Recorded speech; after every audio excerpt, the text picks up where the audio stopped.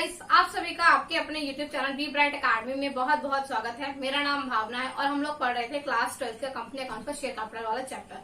ये इस चैप्टर का हमारा 18th वीडियो है। स्टार्टिंग के 17 पार्ट्स में हमने जो भी कवर अप किया है मैं उसका link topic wise description box में दे दूंगी, ताकि आप चेकआउट कर सके कि क्या क्या टॉपिक्स हमने कवर अप किए हैं और आपको जिस भी टॉपिक को पढ़ने की नीड हो आप वो पढ़ सकते हैं। तो चलिए आज की क्लास की तरफ हम बढ़ते हैं। आज जो हम टॉपिक पढ़ने वाले हैं वो अपने आप में ही बहुत ही इंपॉर्टेंट टॉपिक में काउंट होता है।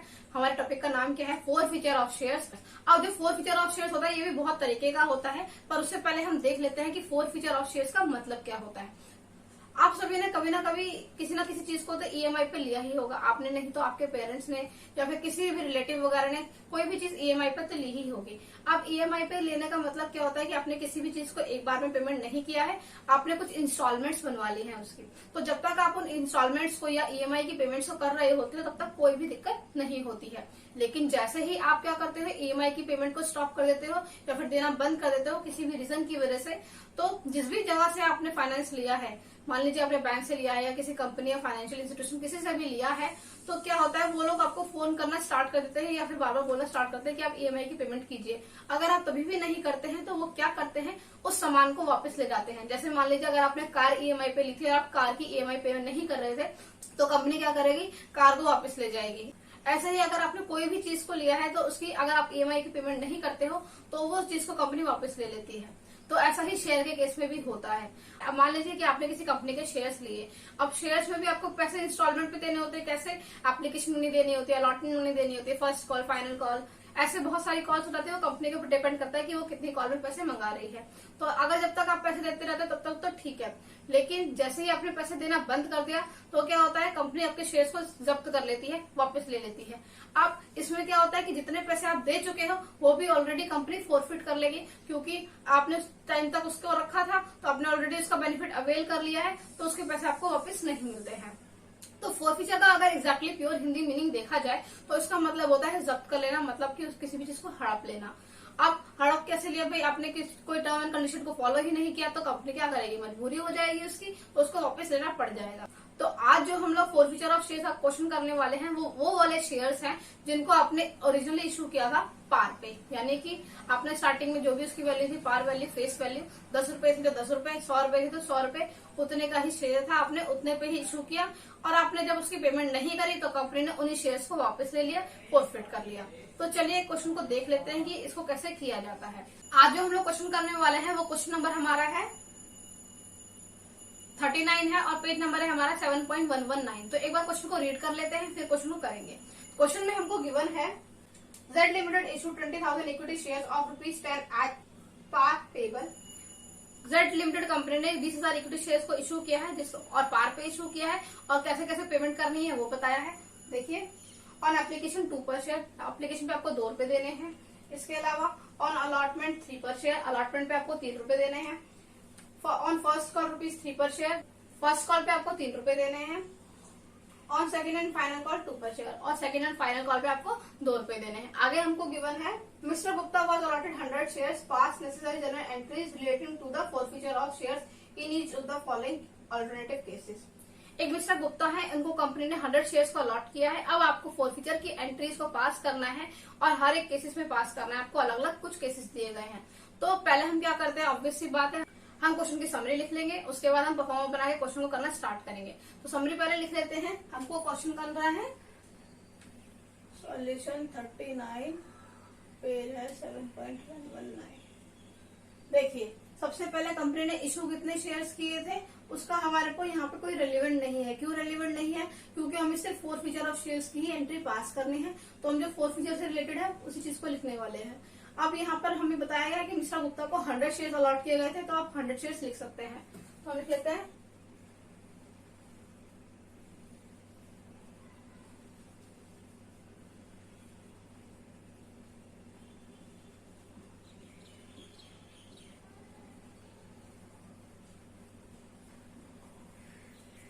इसके बाद हमारे लिए क्या इंपॉर्टेंट होता है कि किस कॉल पे हमें कितने पैसे मिले, मतलब एप्लीकेशन पे कितने, अलॉटमेंट पे कितने, first call, second and final call पे कितने हैं, तो वो लिख लेते हैं। तो हमें एप्लीकेशन पे मिलने वाले थे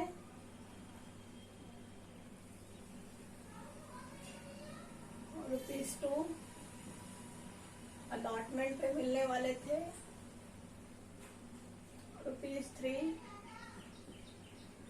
फर्स्ट कॉल पे है ₹3,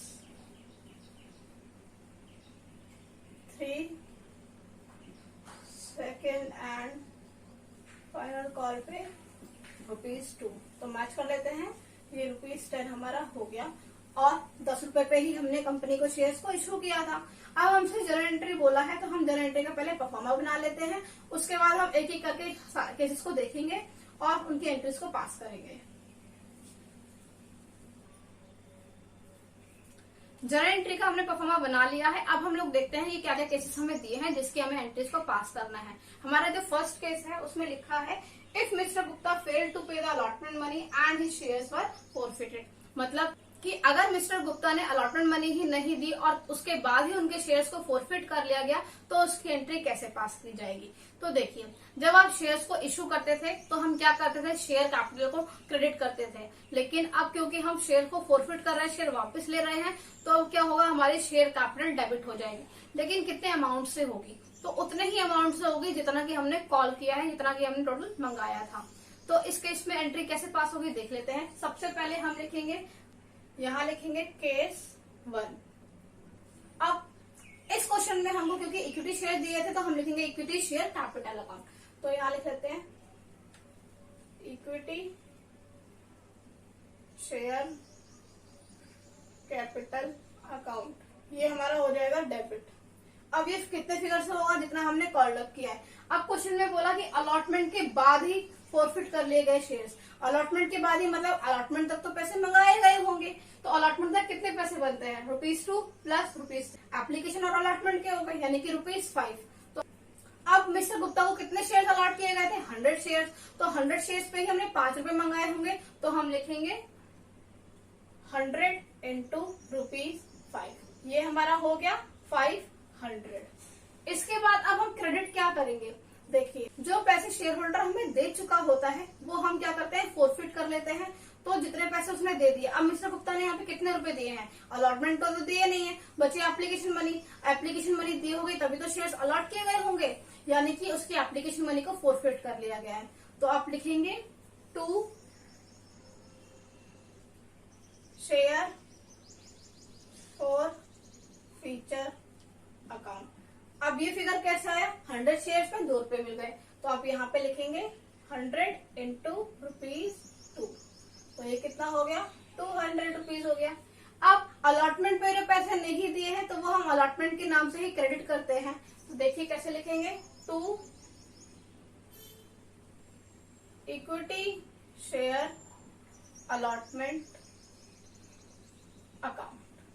यहाँ पे लिखेंगे 100 शेयर्स और हर एक शेयर पे अलॉटमेंट के पैसे कितने थे, ₹3 थे, तो ₹3 हमने लिख दिया, तो ये हो गया 300। 200 प्लस 300 500, तो हमारी एंट्री टैली करती है। अब इसकी हम नरेशन भी लिख लेते हैं, तो हम लिखेंगे being 100 shares of Mr Gupta were forfeited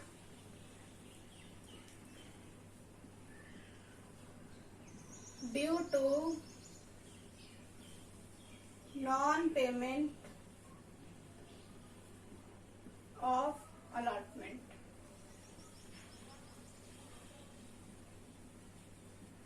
money Mr Gupta ने अलॉटमेंट मनी नहीं दी तो उसके शेयर्स को हमने फॉरफिट कर लिया। अब इसके बाद हम लोग देखते हैं हमारा केस नंबर 2 क्या कहता है। केस नंबर 2 में लिखा है if mister Gupta fail to pay allotment money and on his subsequent failure to pay the first call, his shares were forfeited। मतलब क्या कि इस केस में भी मिस्टर गुप्ता ने अलॉटमेंट मनी नहीं दी और उन्होंने जब फर्स्ट कॉल की मनी भी नहीं दी उसके बाद उनके शेयर्स को फॉरफिट कर लिया गया। तो इस केस में हमारा कॉल अप कितना हो जाएगा, देखिए एप्लीकेशन तो हो ही गया, अलॉटमेंट भी मंगाया है और फर्स्ट कॉल भी हमने मंगा लिया और तभी उसने पेमेंट नहीं की है, तो टोटल कॉल अप कितने हो गए, ₹2 प्लस ₹3 प्लस ₹3, यानी कि ₹8 हमारे हो गए कॉल्ड अप। तो इस केस की एंट्री कैसे की जाएगी देख लेते हैं। तो ये हमारा केस 2 है। यहाँ पे पहली एंट्री ऑब्वियसली बात है, हमने शेयर कैपिटल को डेबिट करना है, तो हम लिखेंगे equity share capital account debit. कितने रुपए से करने वाले हैं, 100 शेयर थे और इस केस में हमारा कॉल्ड अप है ₹8, तो यहाँ पर आ जाएगा 800। अब कितने शेयर का अमाउंट फोरफिट कर लिया, जितने उसने पैसे दे दिए हैं, और कौन से पैसे दिए, इसने सिर्फ एप्लीकेशन के पैसे दिए हैं, तो वो हमारे चले जाएंगे टू शेयर फोरफीचर अकाउंट। कितने 100 शेयर्स पे ₹2, यानी कि 200। अब शेयर फोरफीचर की जगह आप फोरफिटेड शेयर्स पे लिख सकते हो, दोनों ठीक है। मेरे को इसकी हैबिट है तो मैं ये लिख रही हूँ, आपको जो अच्छा लगे आप लिख सकते हैं। अब इसके बाद हम लिखने वाले हैं क्या कि इसने अलॉटमेंट के पैसे नहीं दिए, तो हम अलॉटमेंट के नाम से लिखेंगे। तो हम लिखते हैं इक्विटी शेयर अलॉटमेंट अकाउंट। कितने अलॉटमेंट पे कितने मांगे थे, ₹3। शेयर हमारे 100 ही थे, तो ये हो गया 300। इसके बाद इसने फर्स्ट कॉल के भी नहीं दिए, तो हमें फर्स्ट कॉल का भी नाम लिखना पड़ेगा। तो हम ऐड कर लेते हैं, 2 करके लिखेंगे equity share first call account. कितने 100 शेयर्स, और हर एक शेयर पे फर्स्ट कॉल के भी ₹3 बनते हैं, तो 3। तो ये हो गया 3। तो 300 प्लस 200 800 हमारा मैच हो गया, हमने ठीक एंट्री पास की है। अब इसकी हम नरेशन भी कर लेते हैं, तो हम लिखेंगे being 100 shares of Mr. Gupta were forfeited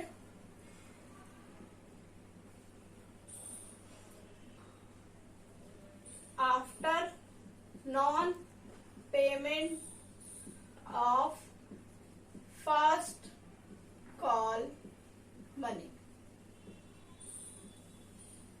क्योंकि मिश्रा गुप्ता ने हमको फर्स्ट कॉल के पैसे भी नहीं दिए, इसके लिए हमने उसके शेयर्स को फोरफिट कर लिया। अब इसके बाद जो हमारा लास्ट केस है उसको भी देख लेते हैं। लास्ट केस में हमको गिवन है if mister Gupta fail to pay first call and on his subsequent failure to pay the second and final call his shares were forfeited. इसका मतलब क्या है कि इस केस में मिस्टर गुप्ता ने फर्स्ट कॉल के पैसे नहीं दिए और सेकंड कॉल के पैसे नहीं दिए। मतलब इसका क्या है कि उसने एप्लीकेशन के और अलॉटमेंट के पैसे दे दिए होंगे। तो इस एंट्री को कैसे करेंगे, अब इस एंट्री में हमारा कॉल्ड अप कितना होने वाला है देखिए। क्योंकि फाइनल कॉल तक पैसे मंगा लिए, यानी कि पूरे के पूरे ₹10 हमारे कॉल्ड अप में आ जाएंगे। तो एंट्री करना स्टार्ट करते हैं। तो ये हमारा केस 3 है, equity share capital account debit. कितने शेयर्स 100 शेयर्स, और हर एक शेयर पे ₹10 हमारा कॉल्ड अप हो गया, क्योंकि उसने सेकेंड एंड फाइनल कॉल तक मंगा लिया है। तो 100 इंटू ₹10 कितना हो गया 1000 टू। अब यहाँ पर इसके शेयर फोरफीचर में कितना अमाउंट आने वाला है देखिए। इसने एप्लीकेशन के पैसे भी दे दिए होंगे और अलॉटमेंट के भी, यानी कि 2 + 3 ₹5 हमारे फोरफिट अकाउंट में चले जाएंगे। तो हम यहाँ पर लिखेंगे 2 शेयर फोरफीचर अकाउंट 100 शेयर्स, और हर एक शेयर पे ₹5 हमें मिल चुके हैं। तो ये हो गया हमारा ₹500। अब इसके बाद क्या कि इसने फर्स्ट कॉल के पैसे नहीं दिए और सेकंड कॉल के नहीं दिए, तो उनके नाम के हिसाब से उसके अमाउंट को लिख लेते हैं। तो हम लिखेंगे 2 equity share first call account. 100 share पे इक्विटी शेयर की फर्स्ट कॉल थी ₹3, तो ₹3।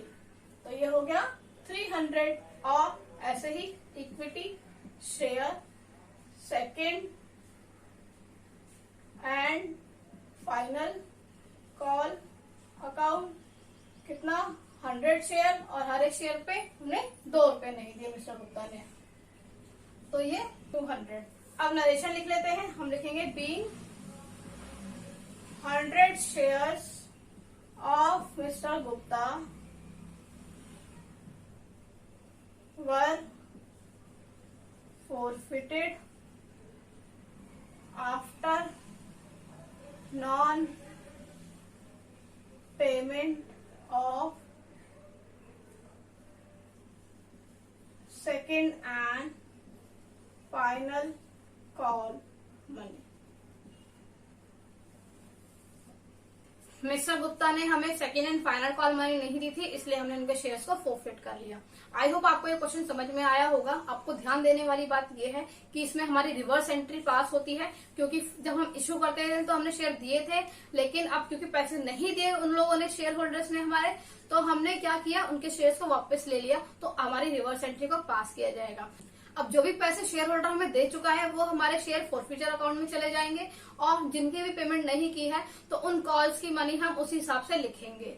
आई होप आपको ये क्वेश्चन समझ में आया होगा। अगर आपको ये वीडियो अच्छा लगा तो इसे लाइक कीजिएगा, अपने दोस्तों के साथ शेयर भी कर सकते हैं। आप मेरे चैनल पे अगर फर्स्ट टाइम आए हैं तो इसको सब्सक्राइब भी कर सकते हैं। थैंक यू सो मच मेरे वीडियो को देखने के लिए।